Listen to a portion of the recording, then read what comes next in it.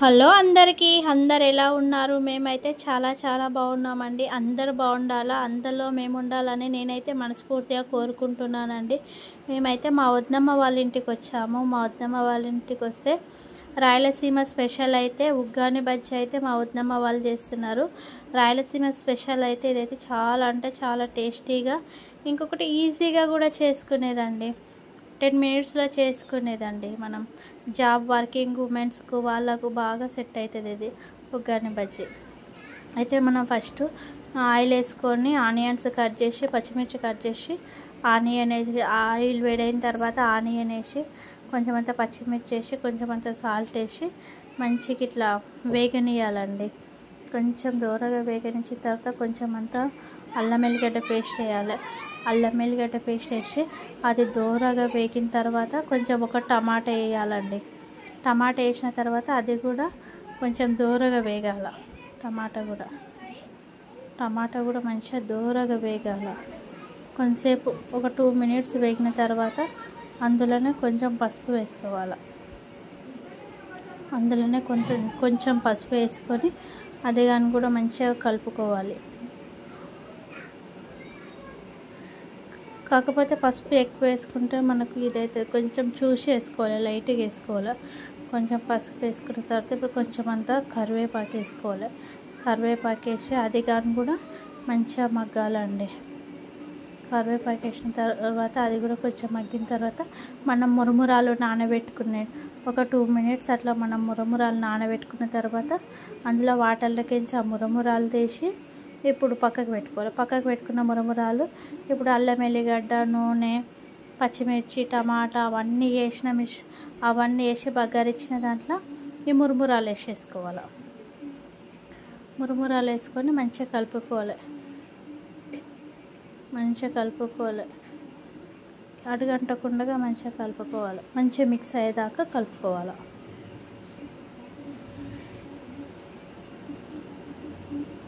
ఇంతగానం మంచిగా కలుపుకోవాలి.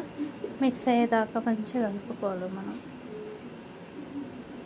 ఇప్పుడు అందులోనే కొంచెం పుట్నాల పప్పు మనం మిక్సీలో పట్టుకోవాలి. మిక్సీలో పట్టుకొని పుట్నాల పప్పు ఇదిరియాలి. మళ్ళీ అది కానీ కూడా మంచిగా ఉగ్గానికి మంచిగా పట్టేటట్టు మంచిగా కలుపుకోవాలి.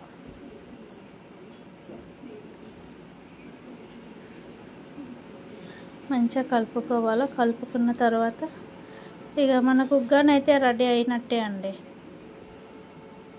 చూడండి, ఉగ్గాని అయితే ఎంత పర్ఫెక్ట్గా మంచిగా రెడీ అయింది ఉగ్గాని అయితే. ఇప్పుడు టిఫిన్ చేస్తున్నాం. టైం వచ్చేసి 9 అవుతుందండి.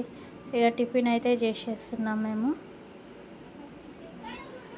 ఇక మా లలిత అయితే అందరికీ టిఫిన్లు వేసేస్తుంది.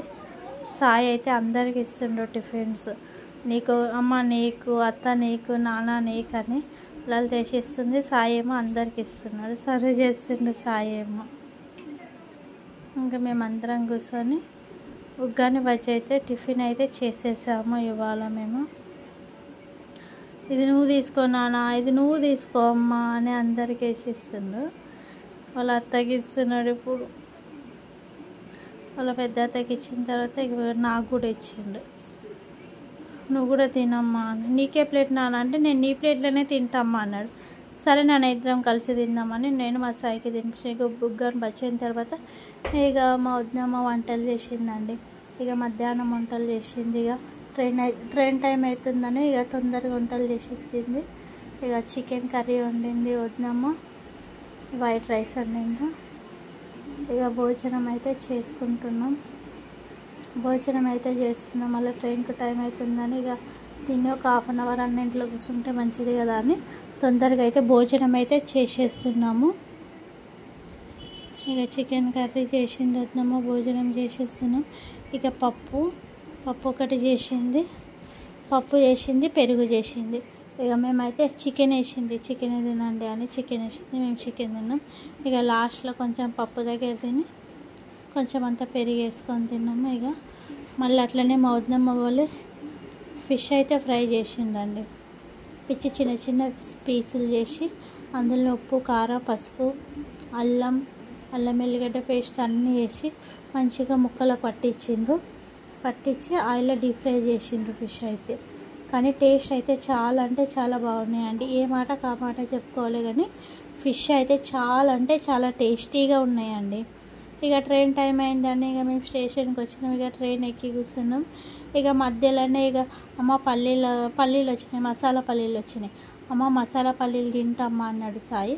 సరే మసాలా పల్లీలు తింటాను. ఇక మసాలా పల్లీలు అయితే వేయించుకున్నాము.